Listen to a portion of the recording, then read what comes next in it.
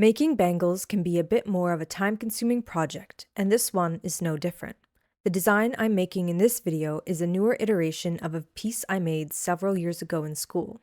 I find that designs and their development can span years as it takes time to expand skill and knowledge. The original design was made up of several misshapen circles to create one large misshapen circle. It was a fun concept at the time, but I always knew what adjustments I wanted to make. So for this piece, after making several different sized misshapen circles and soldering them closed, I then changed my torch tip to a larger rosebud tip to solder them in clusters, building up to one solid rectangular piece. The only part of this project that I didn't record was the coiling I did with a thinner wire around the solder seams, connecting the shapes together. You will see it much clearer later in the video, but here I am soldering the ends of the coiling. There were about 38 of these points of contact, and all around just under 100 solder seams that took several rounds of soldering and one entire oxygen tank to do. Once the soldering is done, it is best to file and clean up all the solder seams while the piece is still flat, as I have the best view and access to all the sides at this stage. Once that is done, I can begin shaping the piece with a rawhide mallet over a large steel mandrel. At this stage, I do not need the bangle to be a perfect circle, rather I just need the initial curve to be in place to guide the ends together. Once it's close, I use some binding wire to hold the now oval shape closed so I can solder the very last seams. After coiling them over and cleaning up,